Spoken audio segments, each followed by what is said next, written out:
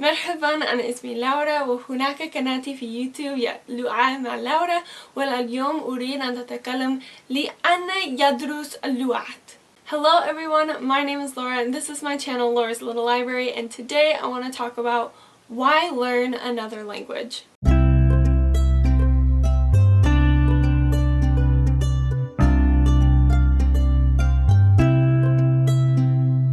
I have made lots of videos about language learning, learning specific languages, study with me about languages, and I thought I would kind of do a little video on why study another language in the first place. And if you're looking for a video specifically like this, I'm gonna go ahead and guess that it's not that you don't know why you should learn another language, but you're actually trying to find your motivation to learn a language.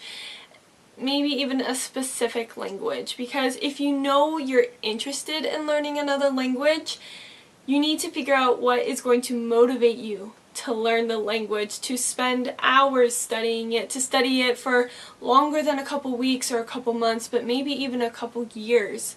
So the first thing you would need to do is identify what language you want to learn based on the motivation you have to learn that language versus another language, and I am interested in doing a video like that. If you think that would be helpful, comment down below, let me know if you would like that video, how to choose what language to learn. Whether it's your first language that you're learning outside of your native language or your fifth, which one to tackle next. Let me know if you're interested. But so let's get into some of the reasons why to learn another language, not talking about motivation behind language, but the benefits that you can have from learning a second or whatever number of languages that you are learning. So the first off is that there are all kinds of health benefits.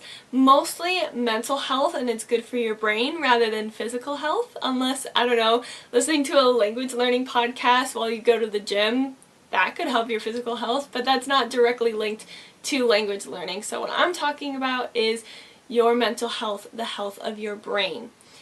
There have been many studies, and I can link them down below, that people who are bilingual or multilingual are less likely to develop illnesses such as Alzheimer's or dementia, things that have to do with memory.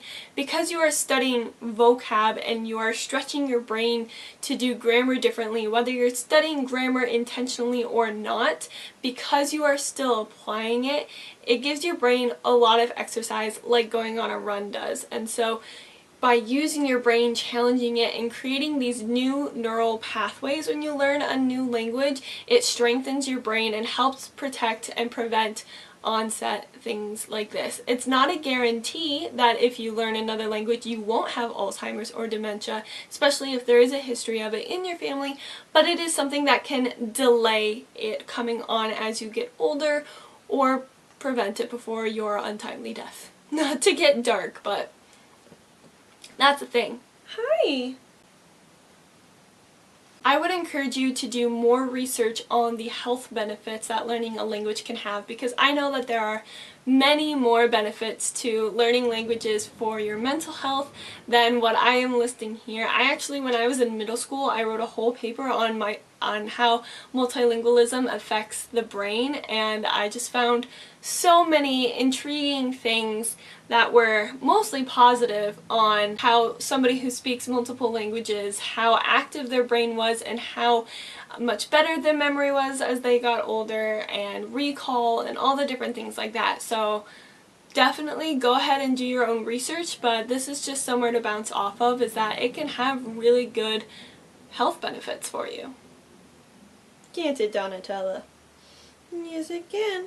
The second thing, and probably the most obvious thing, is travel.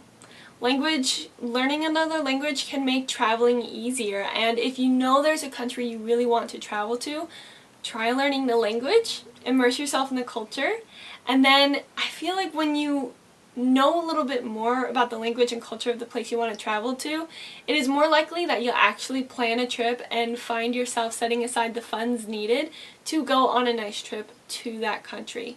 Another thing is I would look up, if you have a language that you're specifically interested in learning, I would look up what countries speak that language, because it might be more than you expect. For example, if you want to learn French And it's very commonly known that France speaks French, as well as some other countries in Europe, right? But there are way more countries in the world that speak French than just countries in and around France in Europe. But actually large portions of West Africa have French, and many islands have French as the commonly spoken language. So even if you want to go to France, which is obviously not a bad thing, but look at other places. There might be places a little bit closer to home, might be a little more affordable to travel to, and might be a good place to practice your French before you go to France, and various things like that. And even with Spanish, we all know that Spain speaks Spanish, but there are many Latin American countries that speak Spanish. But there's also one country in Africa that has Spanish as its common language, and that is Equatorial Guinea. And there's some very fascinating history behind why that is, but I won't get into that here. So, of course, travel, but don't just disregard travel as something expensive that you might never do, but look for places a little bit closer to home, and then use learning the language and diving into the culture to get you ready to travel. Something very similar, that is point number 3, is actually your local communities.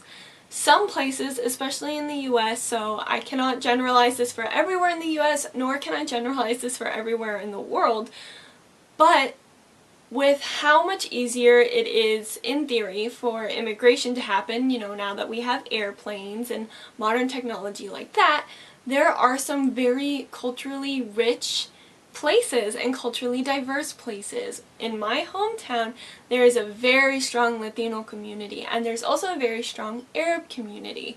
And learning Spanish and Arabic allowed me to connect with those people, to go to those businesses, support the local businesses, get some delicious food, listen to amazing music, and just have experiences that I wouldn't get if I stayed in my little Dutch immigrant bubble. So there's always something to be said about exploring your own hometown, or if you're moving to a new place, look for what the diversity is in your area, because maybe instead of traveling to Mexico or to Spain, you can learn some Spanish just to go to your favorite taqueria and talk to the people there, order your meal there. So that's another reason to learn a language, is to connect more with your local communities. Another reason to learn a language, reason number 4, is for entertainment. There are so many, again, with modern streaming services, you can watch K-dramas, C-dramas, Turkish TV and music, French TV and music.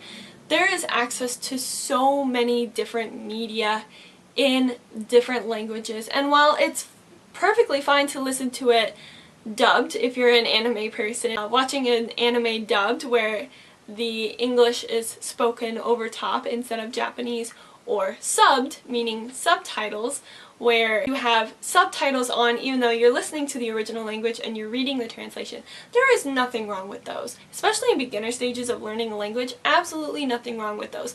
But learning the language can allow for some of those jokes to just hit a little harder, allow for some of those phrases to make more sense, especially because sometimes the translation of these shows are great and sometimes they are really not, and it can be quite confusing.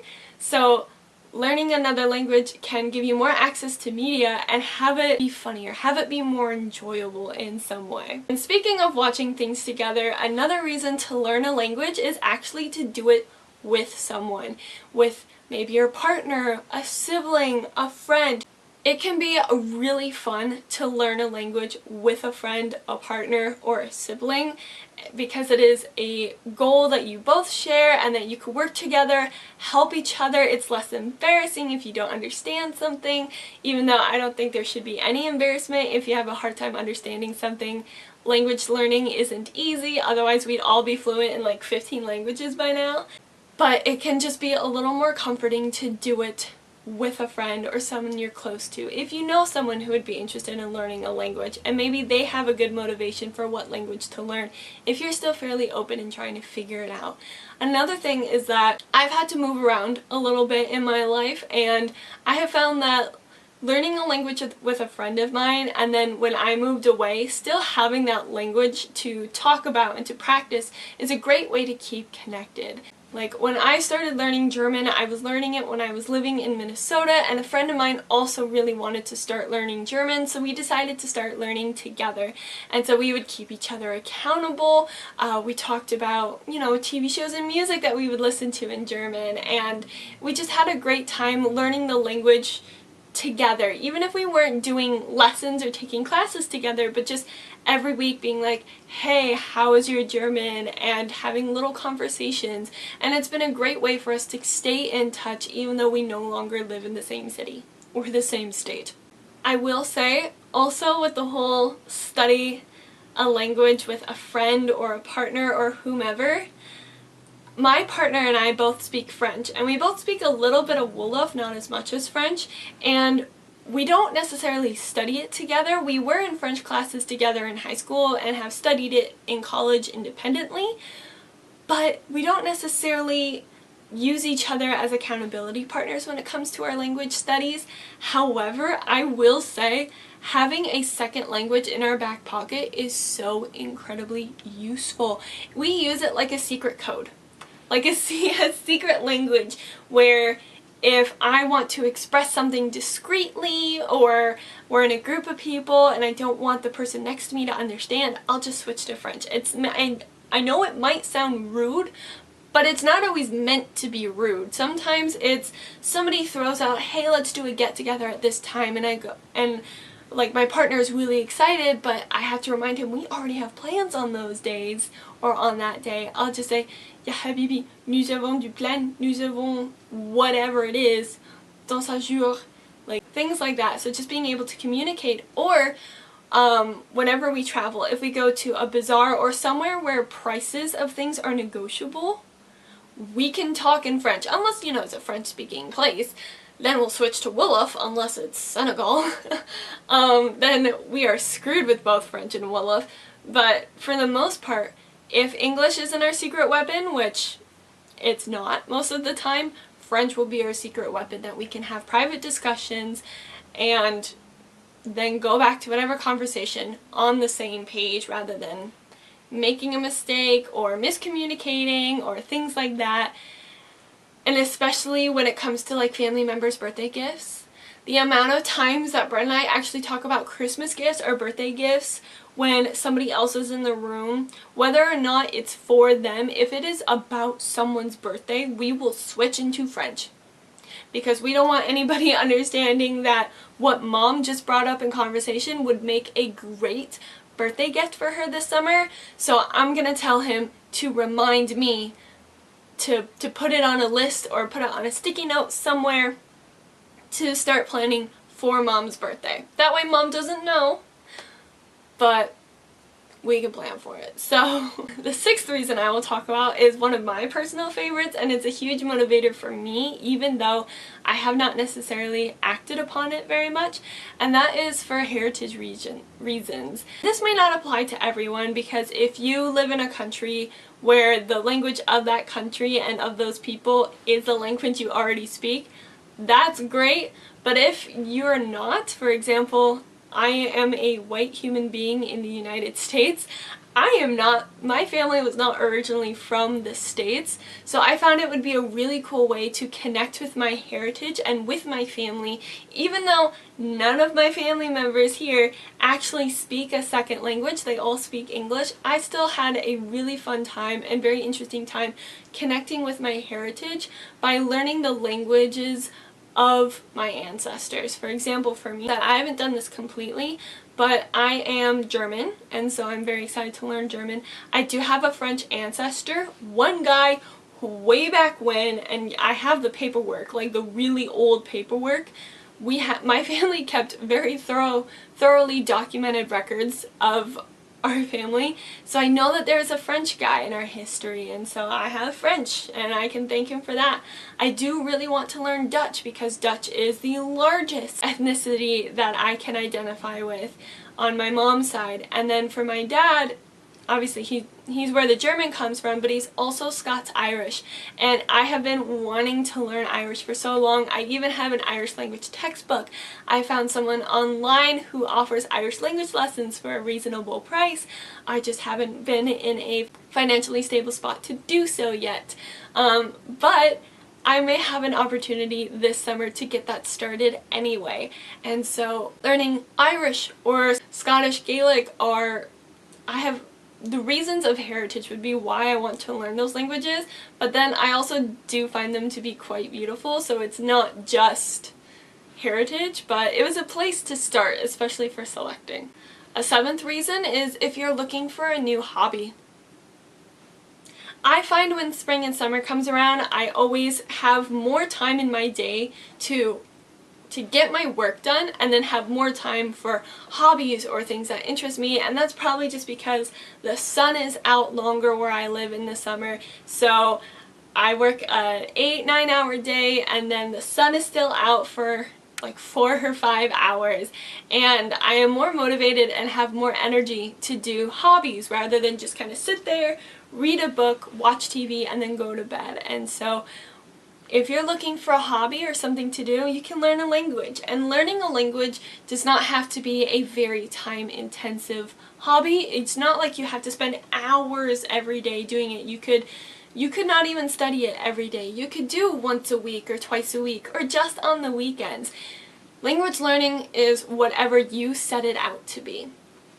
So if you only want to do an hour on Saturdays, that's fine. It might take you a while to learn the language at a like B1 level or a C1 level or fluency or whatever your end goal is for the language. But if you just want to have fun, want to learn the language, and are looking to pick up a hobby, learning a language is a great one to do. And then my final reason why you should learn another language actually has to do with your work. At least in a lot of places around the world, if you speak more than one language, the chances of you asking for a pay raise or being able to be hired with higher pay than somebody who is monolingual, who only speaks one language, is much higher, especially depending on what that language is and what your job or business is. So while, yes, I talk about language learning is fun and exciting and you can watch TV, listen to music, cook new recipes, whatever, I always tend to go on the fun hobby side of language learning, but you can use it to increase your career, give you more opportunities, especially if you want to switch to a career that has travel, or maybe move around in your current company to a place that has travel, or if you're just looking for higher pay. If you study a second language, maybe even get some testing done, like just get yourself to a B1 or a B2 level. You can bring that to job interviews, put that on your resume, and that could potentially result in a pay increase, which I don't think many of us would complain about. I know I certainly wouldn't. But then again, the careers that I want to go to are quite language focused, so me speaking multiple language isn't necessarily a boon because everybody else applying for these jobs also speaks multiple languages, but that's something else. And you'd be surprised how many jobs and career fields will be affected by your ability to speak a second language. Those are just some of the reasons to learn a language. There are so many more reasons to learn a language, and no matter what reason you choose, I think it's always going to be a good thing. So if you have decided, you have been persuaded that you are going to pick up another language or your first studied language, comment down below what you're going to pick up. If you need help deciding, like I said earlier, put it in the comment below that you would like me to talk about how to choose a language for what you want to start studying. I make all kinds of language learning content on here, so click the subscribe button and hit the bell to be notified. I am posting videos once a week, mostly language learning with some travel in it as well, but I do also have social media linked in the description below, and my social media is both study and traveling, so again, you should definitely follow me there. And if you like this video, give it a thumbs up. If you have more reasons on why to learn a language, put those down below as well. Thank you all, shukran. Shukran kathir. Thank you all so much for watching this video. And until I see you in the next one, ma salama.